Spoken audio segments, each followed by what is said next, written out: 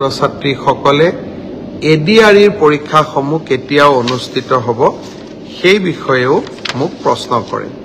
আজি আমি সেই বিষয়েও এখন বৈঠক কৰিছিলোঁ। এডিআৰইৰ আসাম ডাইৰেক্ট ৰিক্ৰুটমেণ্ট এক্সামিনেশ্যন, যাক আমি চমুকৈ এডিআৰই বুলি কওঁ, এডিআৰইৰ গ্ৰেড 3 পোষ্টসমূহৰ পৰীক্ষা 15, 22 আৰু 29 ছেপ্টেম্বৰত অনুষ্ঠিত হ'ব। মই আকৌ এবাৰ কৈছো যে গ্ৰেড 3 পোষ্টসমূহৰ বাবে ইণ্টাৰভিউ 15, 22 আৰু 29 ছেপ্টেম্বৰত অনুষ্ঠিত হ'ব। এই পৰীক্ষা এইবাৰ লোকসেৱা আয়োগে পতা পৰীক্ষাৰ আৰ্হিত হ'ব।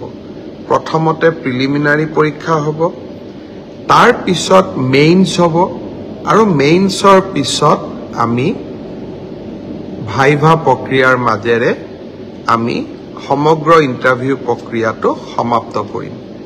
প্ৰিলিমছ এক্সাম তৃতীয় শ্ৰেণীৰ পদসমূহৰ বাবে 15, 22 আৰু 29 ছেপ্টেম্বৰত অনুষ্ঠিত হ'ব। আজি আমি জুলাই মাহত আছো। মই আশা কৰিম যে আমাৰ শিক্ষাৰ্থীসকলে, চাকৰি প্ৰাৰ্থীসকলে যাতে পঢ়া শুনা আৰম্ভ কৰে। ঠিক সেই ধৰণে চতুৰ্থ শ্ৰেণীৰ বাবেও আমি একেটাই ব্যৱস্থা হাতত ল'ম। প্ৰথমতে প্ৰিলিমছ, তাৰ পিছত মেইনছ আৰু তাৰ পিছত ভাইভা ভচি। গ্ৰেড 4 বা চতুৰ্থ শ্ৰেণীৰ পদৰো প্ৰিলিমছ 20 আৰু 27 অক্টোবৰত অনুষ্ঠিত হ'ব।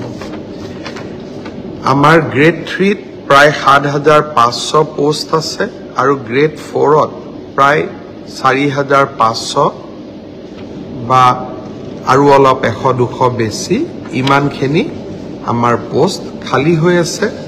এটা স্বচ্ছ নিযুক্তি প্ৰক্ৰিয়াৰ মাজেৰে আমি এই পদখিনি